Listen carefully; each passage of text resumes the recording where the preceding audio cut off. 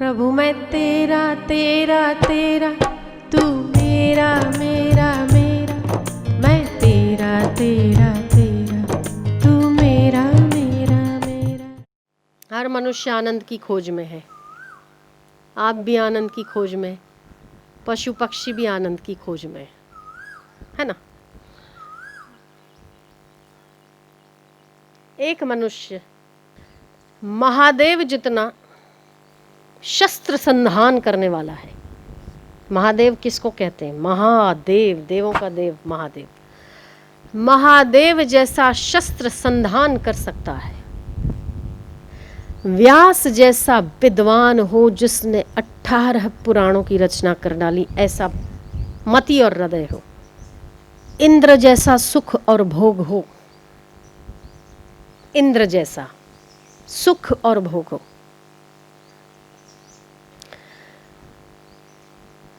रावण की तरह नवग्रह आज्ञा में चलते हो।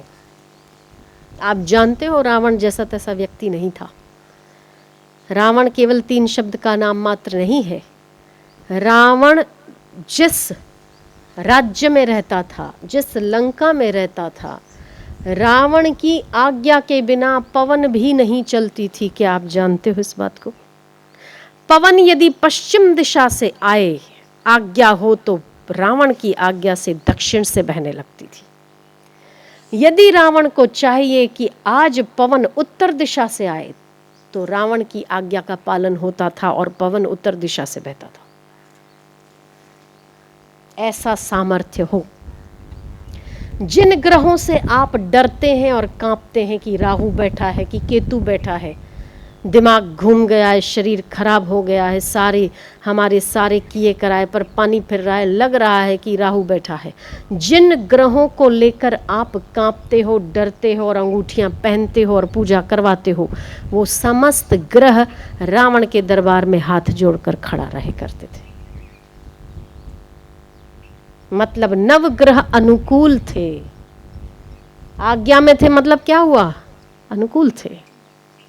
नवग्रह अनुकूल हो और उसी रावण की तरह मृत्यु अपने सिंहासन पर बंधी हुई हो और जिस पर पैर रखकर रावण विराजमान होता हो, ऐसा सुख तो शायद इस धरती पर किसी को भी नहीं मिल सकता है। ऐसे रावण के कैलाश पर्वत उठाने का बाहुबल हो, महादेव जैसा अनुसंधान हो शस्त्र का, व्यास जैसी विद्वता हो, इंद्र जैसा ऐश्वर्य हो। और क्या बताएं महाराज, इस संसार की समस्त सुख वैभव, राजा जनक जैसा ज्ञान हो। राजा जनक सिंहासन पर बैठते थे, एक हाथ में अंगारे जलते हुए रखे जाए, एक हाथ में चंदन का लेप किया जाए, फिर भी उनकी स्थिति डावाडोल नहीं हुआ करती थी। ऐसा राजा जनक जैसा सुख हो एक व्यक्ति के पास। इसका मतलब ये हुआ कि इस संसार के समस्त आनंद उपभोग के साधन और एक व्यक्ति को शूरवीरता जितनी चाहिए उतनी उसको प्राप्त हो। मनुष्य के पास वो सारे आनंद उपलब्ध हो। समझ गए ना आप? जितने भी आप मांग सकते हो, जितने भी आप सोच सकते हो, फिर भी उस आनंद से कहीं अधिक आनंद पितरों के लोक में होता है। ये समस्त प्राप्त हो एक आदमी को, उसको कितना आनंद होगा सोच लो। ठीक है? उसको कोई बात की चिंता होगी? नहीं होगी। उसको किसी बात का दुख हो सकता है? नहीं हो सकता है। उससे कई अधिक गुना, 100 गुना अधिक पितरों को आनंद प्राप्त होता है। पितरों को जो आनंद प्राप्त होता है उससे 100 गुना अधिक गंधर्वों को आनंद प्राप्त होता है। मतलब कि ये जो समस्त चीजें आपको मिल गई ना एक आदमी को, उससे पितरों को और 100 गुना मिलती है, गंधर्वों को उससे 100 गुना मिलती है। गंधर्वों से अधिक कर्म देवताओं को मिलती है। जो आप हवन करते हैं ना, तो अग्नि को आहुति देते हैं, वो आपके कर्म देवता, आपके कर्म के साक्षी बनते हैं जो देवता। वो कर्म देवताओं को 100 गुना अधिक आनंद प्राप्त होता है। उससे 100 गुना अधिक आनंद आजानु देव को प्राप्त होता है, जो सृष्टि के आदि काल में जो देवता उत्पन्न हुए, पृथ्वी, जल, तेज, वायु, आकाश, ये आजानु देव कहे जाते हैं। उससे 100 गुना अधिक आजानु देव को प्राप्त होता है। मनुष्यों से अधिक पितरों को, पितरों से अधिक गंधर्वों को, गंधर्वों से अधिक यक्षों को, यक्षों से अधिक कर्म देवता को, कर्म देवता से अधिक आजान देव को, आजान देव से अधिक देवताओं को प्राप्त होता है। देवताओं से अधिक इंद्र को प्राप्त होता है। इंद्र से अधिक ब्रह्मा के लोक में रहने वाले व्यक्ति को कई सहस्त्र गुना सुख प्राप्त होता है। परंतु ध्यान देना, ये समस्त सुख, सारे सुख, सारी सृष्टि के समझो कि भगवान नारायण और भगवान नारायण के वैकुंठ में वास करने वाले व्यक्ति को सबसे उत्तम सुख की प्राप्ति होती है, फिर भी वो सुख ब्रह्म स्थिति के आगे लेश मात्र भी नहीं है। आत्म स्थिति के आगे लेश मात्र भी मायने नहीं रखता है। ऐसा सुख एक ब्रह्म ज्ञानी को प्राप्त हो सकता है और होता है। अब बताओ क्या करने से आनंद की प्राप्ति होती है? इंद्र बनने से होती है? नहीं। राजा जनक बनने से होगी? नहीं। महादेव की तरह अनुसंधान करने से होगी? नहीं। रावण की तरह नवग्रह आपके हाथ जोड़कर खड़े हो, क्या उससे आनंद की प्राप्ति होगी? अगर होती तो रावण मरता नहीं। अगर तो महादेव बनने में आनंद होता तो महादेव 87,000 वर्ष समाधि में ना होते। अगर तो वो सब कुछ करने से इंद्र पद में अगर तो सुख होता तो इंद्र गुरु के द्वार पर आकर बुहारी नहीं लगाता, उस ज्ञान का यत्न नहीं करता। ब्रह्म भाव के आनंद का ये समस्त सुख 10वां हिस्सा भी नहीं है। ऐसा सुख आत्मज्ञानी को प्राप्त होता है। भला वो आत्मज्ञानी अपने आत्म सुख को छोड़कर संसार भी की किसी भी सुख के पीछे लालायित क्यों होने लगेगा? काय को होने लगेगा? वो तो यही कहेगा कि मेरे लिए तो सब झंझट है, प्रवृत्ति में आना मेरे लिए झंझट है, मेरा आत्म सुख क्या बुरा है। एक फकीर था, गुदड़ी सिल रहा था। एक राजा की सवारी जा रही थी। मेरे राज्य में तुम इतने दरिद्र हो महाराज, हम एक दे रहे हैं आपको, एक मकान दे रहे हैं रहने के लिए, आप उसमें सुव्यवस्थित रहें। आपको हम नौकर चाकर दे रहे हैं, उसमें भोजन बनाकर पकाइए खाइए, और मैं आपको वेल फर्निश्ड एक घर लेके देता हूँ, क्योंकि मेरे राज्य में लगभग यही सुना जा सकता है कि फलाने राजा के राज्य में कोई भी आदमी दरिद्र नहीं है, और मैं तुम्हें दरिद्र देख रहा हूँ। आओ चलो हम तुम्हें एक मकान दिलवाते हैं। तो फकीर हंसने लगा। गुदड़ी सिल रहा था, आंखें ऊंची करके देखा और बहुत जोर से हंसा और कहा कि ए दरिद्र, तू मुझे दरिद्र कह रहा है? क्या है तेरे पास? बोले तूने मुझे दरिद्र कहा, मुझे कंगाल कहा तूने, तू जानता भी है कि मैं कौन हूं? बोले एक दरिद्र और क्या, एक भिखारी और क्या? बोले तू जानता है तो किसको भिखारी कह रहा है? बोले तेरी चलती कितनी है, चला के तो दिखा। बोले ये जितना भी राज्य आपकी आंखों के समक्ष दिख रहा है, जहां तक आपकी नजर जा रही है, वो मेरा राज्य है। यहां पर मेरी आज्ञाओं का पालन होता है, यहां जो मैं चाहता हूं वही होता है। अच्छा, अच्छी बात है, हवाओं को आदेश कर, उल्टी बहने लगे। ये जो नदी दिख रही है ना, इसको कह पूर्व से आ रही है, पश्चिम की ओर जाने लगे। क्या तू कर सकता है? बोले मैं अपने राज्य की बात कर रहा हूं। मतलब बोले ये हवा और नदी तेरे राज्य की नहीं है ना, मेरा राज्य उससे बड़ा है, मेरा राज्य उससे बड़ा है। मैं आदेश करता हूं, मैं सोचता हूं और मुझे फुरना होता है, वैसी प्रकृति में व्यवस्था होती है। तू कंगाल मेरी शाही को क्या समझता है? बोले तूने मुझे ललकारा है, तू एक दरिद्र है और तूने मुझे ललकारा है। अगर तुम कहते हो कि तुम मुझसे ज्यादा शहंशाह हो तो बताओ कैसे हो।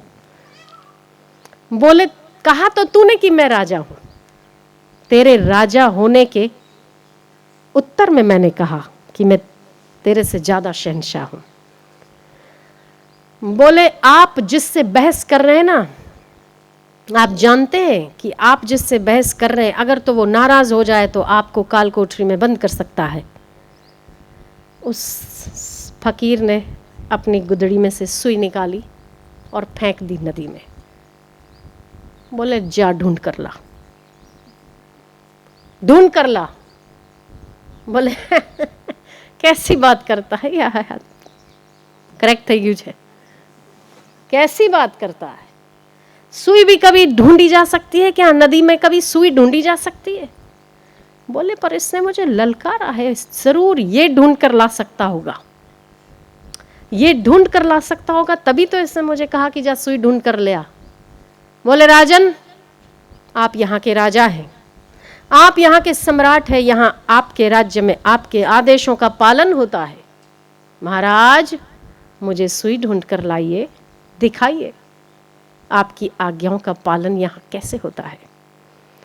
वो राजा सोचने लगा, अंदर गया नहाने, जहाँ जिस जगह पर सुई डाली थी उसने गोता लगाया, थोड़ा पानी पिया, थोड़ा कान में, थोड़ा आँख में, थोड़ा बाहर निकला। सुई कैसे ढूंढी जा सकती है? जा सकती? आप ढूंढ सकते हो? सुई ढूंढ सकते हो? नहीं ढूंढ सकते। राजा थक के बाहर आया, बोले सुई तो नहीं ढूंढी जा सकती है। बोले रुक, मैं दिखाऊं मैं किस जहान का मालिक हूं और तू मेरे आगे दरिद्र कैसे है, उसका प्रमाण देखना है तुम्हें? बोले देखना है। वो फकीर ने कहा लाओ भाई सुई मेरी जो गुम हो गई, मेरी सुई ढूंढ कर ले आओ।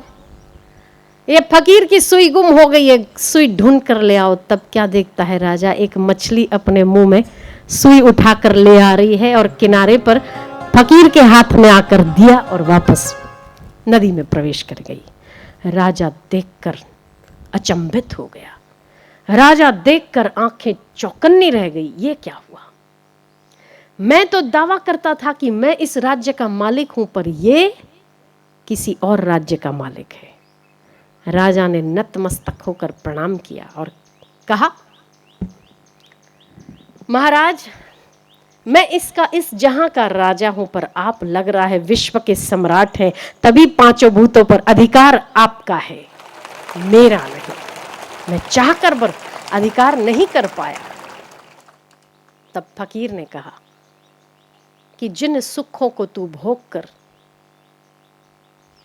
ये समझता है कि तू राजा है, वो सुख तुझे फंसाने वाले, तुझे बांधने वाले, तुझे बंधन से मुक्त करने वाले नहीं है, वरन बंधन में डालने वाले। और जिस सुख का मैं रसपान करता हूँ वहाँ से तो जब पहुँचने के बाद लौटने की कोई गति ही नहीं होती। हम जिस पर दृष्टि डाल देते हैं वो भी बंधन से मुक्त होने लगता है, वो हमारी स्थिति है। तो मैंने जिन सुखों का वर्णन किया आपको कि एक मनुष्य के पास समस्त सुख आ जाए, उससे अधिक सुख पितरों के लोक में होता है, पितरों को होता है। उससे अधिक सुख गंधर्वों को हो जाता है, उनसे अधिक यक्षों को होता है, उससे अधिक कर्म देवताओं को होता है, कर्म देवताओं से अधिक आजान देवताओं को होता है, आजान देवताओं से अधिक सुख इंद्र को होता है, इंद्र से अधिक सुख ब्रह्मलोक, और ब्रह्मलोक से अधिक सुख वैकुंठ में निवास करने वाले को होता है।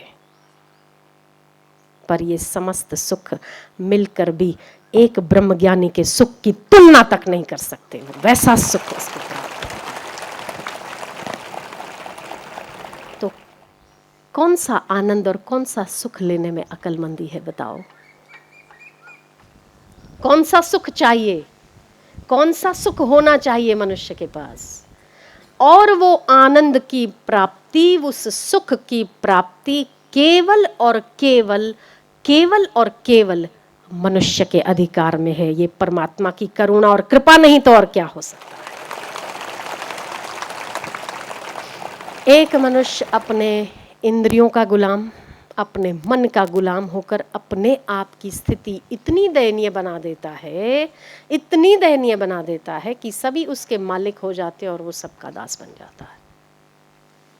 कहाँ तो फकीर जैसी स्थिति होनी चाहिए, कहाँ तो वो शाहों का शाह सम्राट है, और कहाँ वो फलाना व्यक्ति सुख दे दे, फलानी चीज़ सुख दे दे, फलाना धन सुख दे दे। तो इन समस्त सुखों को लात मार के जो व्यक्ति अपने हृदय सुख का अनुसरण करता है, भक्ति और भगवान उसके हृदय में प्रकट होते हैं, जीते जी मुक्ति का आनंद वही व्यक्ति उठा सकता है। जितने भी आनंद इस जगत में, संसार में नजर आते हैं, चाहे वो वैकुंठ लोक का हो, चाहे ब्रह्म लोक का हो, पूरे विश्व में, त्रिलोकी में जो सुख शास्त्रों में वर्णित है, वो सारे आत्मज्ञान के सुख का 10वां हिस्सा भी नहीं है। कितना? 10वां हिस्सा भी नहीं है। आप सोचो उस ब्रह्मज्ञानी को क्या आनंद होगा। सोच से परे है ना, है ना। ऐसा एक बार सुख पाना चाहिए, जरूर पाना चाहिए, एक बार के लिए और थोड़ी देर के लिए, थोड़ी देर के लिए उस रस को चखना जरूर चाहिए। आपको इंद्र का पद भी तुच्छ ना लगे तो कहिए। ब्रह्मा जी बनना भी उसके लिए बहुत छोटी बात है।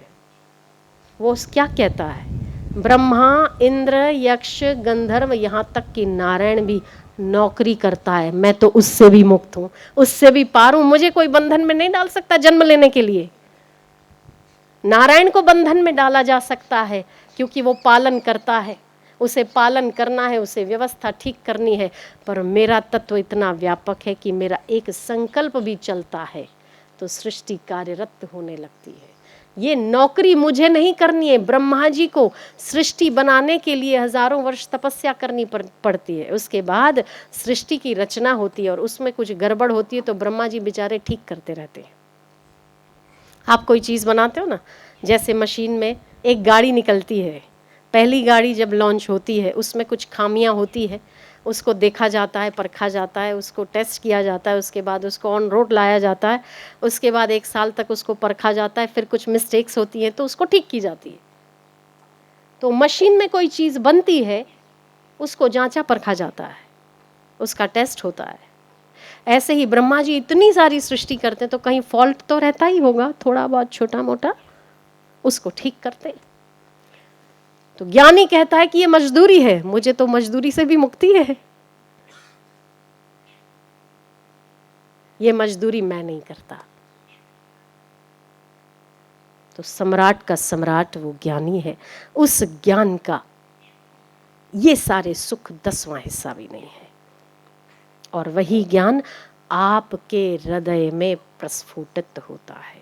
बोले भगवान सर्वव्यापक है, भगवान तो सब में है, बिल्कुल सही बात है, सर्वव्यापक है भगवान, सब में है, पर मनुष्य के हृदय में ही क्यों प्रकट होते हैं? कहते हैं पेड़ में ईश्वर है, पशु में ईश्वर है, पर ईश्वरो सर्वभूतानाम, सर्वभूतों में है। हृदय से अर्जुन तिष्ठति, क्यों? हृदय में ही स्थित है। क्यों?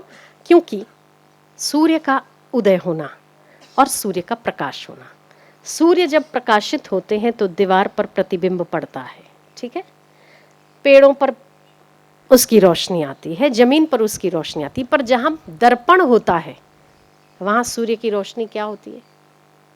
रिफ्लेक्ट होती है। सूर्य की रोशनी दर्पण जहां होता है वहां रिफ्लेक्शन होता है।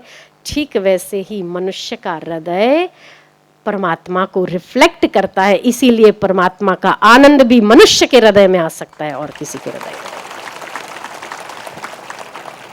प्रभु मैं तेरा तेरा तेरा, तू मेरा मेरा मेरा, मैं तेरा तेरा